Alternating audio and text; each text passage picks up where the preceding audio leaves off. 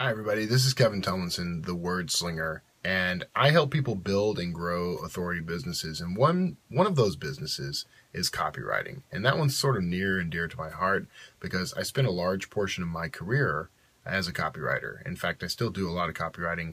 I mostly do it for me, but I have a copywriting business and I employ copywriters to do work for clients. So this is an ongoing thing in my life, and I love to share with copywriting clients, tips for how they can improve what they're doing and build a better business. So I thought I would share 3 tips right now if you are interested in being a copywriter or if you just want to improve copywriting in your own business. So here are 3 tips that will help. So the first is, what is the benefit?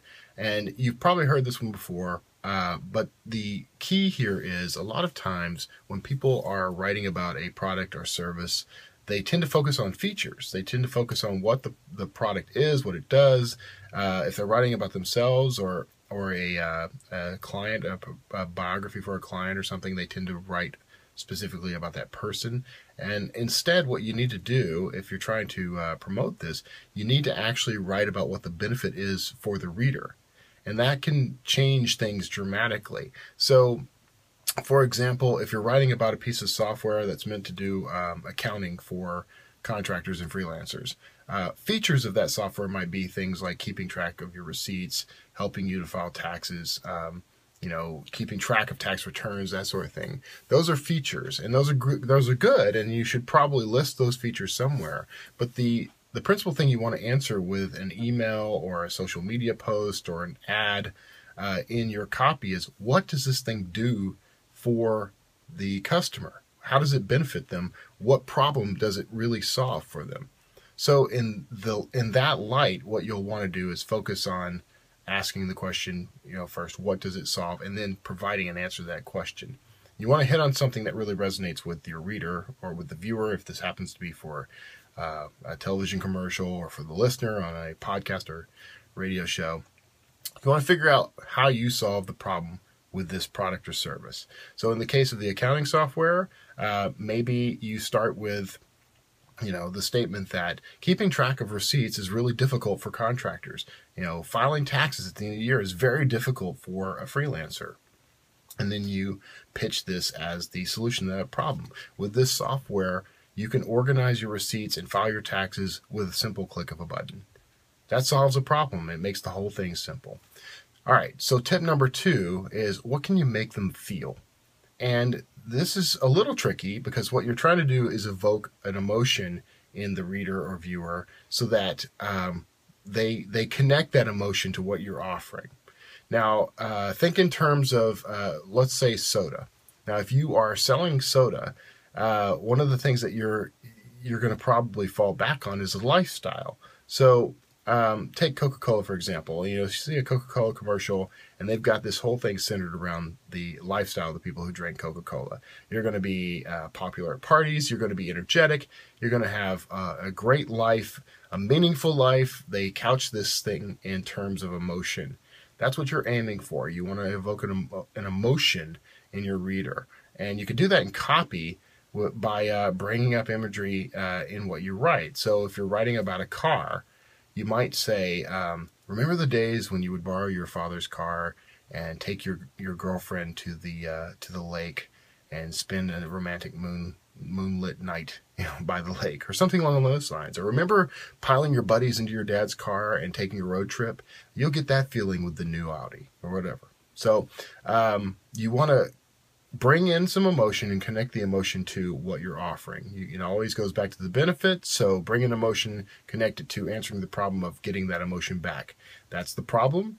The benefit of this product is it brings you back to that feeling. It creates that feeling again. Now, sometimes you can do that with a negative emotion, and it can be very impactful. There's a series of commercials right now that focus on a young boy, and it talks about all the things that go on in a young boy's life. His first kiss, the first time he rides a bike, the first time he goes camping. But the commercial has a hook in that it says these things will never happen for little Bobby because he was hit by someone who was texting while driving. That's a huge impact statement at the end of that commercial, where we've just used positive emotions throughout and we flip the switch at the end. So that's one way to evoke emotion and use it to move your copy and to inspire an action from your reader. All right, so the third tip is to address the objections. So no matter what you're selling, someone's going to object to something about it. There's going to be a question. How does it address problem X? Will it peter out on me when I need it most? I've heard of products like this in the past. What makes this one any different? So the quest here is to create a copy that answers those objections right away. So in the case of, say, the car, it might be something along the lines of, you can capture this nostalgia, but what about the cost of this car? Because Audis are expensive. And your answer to that could be, this is our lowest price Audi. This is the price built for road trips. This is the car we built for a new generation of road trippers. Address the problem and make it part of your pitch. Make it part of the emotion of the whole marketing piece. So those are 3 tips, and I hope they're useful. I know they're useful. This is stuff I use in my own work. It's stuff that I coach and consult with other copywriters to do. So if you enjoyed this, you'll find more stuff like this on my website at kevintumlinson.com/blog. Actually, just go to kevintumlinson.com. There's links down below, and you can actually kind of click around and find all kinds of useful things. But if you subscribe to the blog, the RSS feed for the blog, you'll get that. I welcome you to sign up and become a slinger. Get on my mailing list. You'll get all kinds of cool, free giveaways right now up until Sunday. Let's see, I think it's the 8th of March at midnight Central Standard Time. If you sign up on my list right now, on Monday, the 9th of March, I draw for a free Kindle Fire HD6, and that's kind of cool. So go check that out. And you can also tune into the Wordslinger podcast, which every week I focus on someone new in an authority business, someone who can give you insight into how to build and grow your own authority business. And I talk to some of the most amazing people around.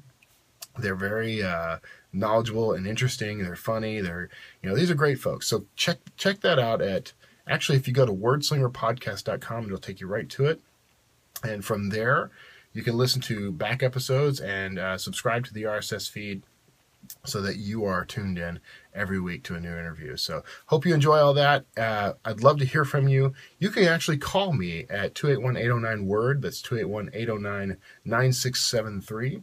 And leave me a voicemail or a question about an authority business, and I'll probably answer it on my podcast. And I'll start answering some questions in video as well. So come check me out. And I hope this was helpful. And if so, let me know. See you next time.